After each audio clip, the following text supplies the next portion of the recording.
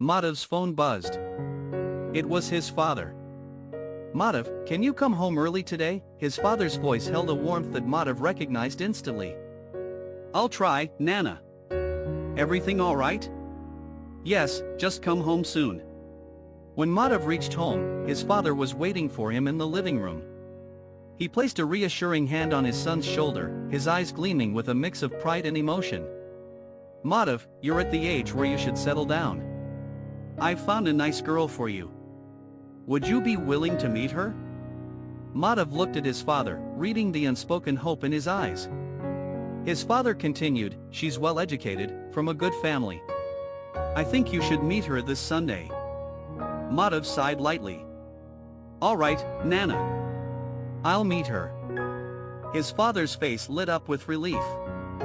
He patted Madhav's shoulder again, this time with gratitude. On Sunday, Madhav's father dialed the girl's family for directions. After a brief conversation, they set off for the meeting.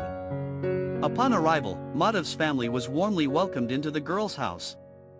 The atmosphere was filled with polite smiles and formal greetings. Soon, the girl's father gestured toward Madhav. "Madhav, come. You can talk to my daughter in private." Madhav nodded and followed the gesture. Both went on terrace.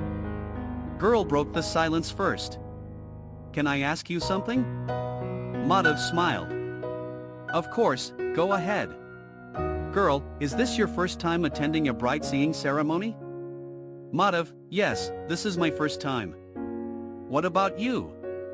"Girl, this is my fourth." Madhav raised an eyebrow. "Oh, really? By the way, you haven't told me your name yet." "Girl, my name is Sahasra." "Sahasra, that's a beautiful name. Tell me more about yourself." Sahasra hesitated for a moment before speaking. "In college, I was in love with someone for 2 years. But now, I am not. He left me." Madhav frowned. "Why did he leave? What was his name?" "His name was Uday. I spent 2 years following him, answering his calls at any hour, being there for him. But one day, he lost interest in me and walked away." Madhav leaned forward. "If you still love him, tell me. I will speak with your father and convince him for your marriage with Uday." Sahasra's face paled. "Oh no. My father doesn't know about this. Please don't tell him." Madhav studied her reaction carefully. "Then what should we do now?" She sighed. "I told this same story to the first guy who came to see me. He left, saying he wouldn't build his life on someone else's past." "And the second one?" "He just ate the snacks and left." Madhav chuckled. "And the third?" "I didn't like him." "Why?" "He looked like a thief." Madhav burst into laughter. "Sahasra, you are quite the storyteller. But you're trying too hard to make this believable." Sahasra folded her arms. "What do you mean?" "I'm telling the truth."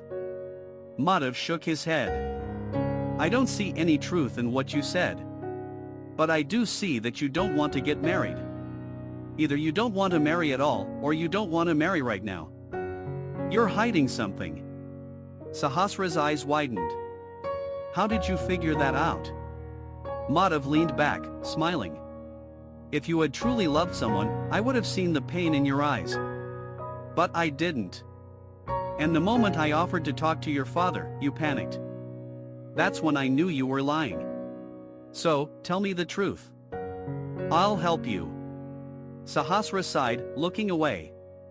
"I want to study further. I want to prepare for the IAS exam. I told my father, but he isn't listening. If I say I'll study after marriage, he won't agree. If I tell him I had a past, no one will accept me. So, I plan to convince my father slowly and move to Hyderabad for my studies." "But, you caught me." Madhav nodded thoughtfully. "I like your honesty, Sahasra. I work in Hyderabad. If you like me, let's get married and move there together.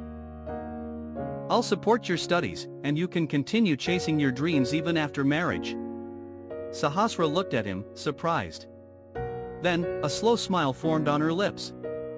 "Alright. I like you too. Let's get married." They both laughed, their journey together beginning not just as husband and wife but as partners in life and dreams.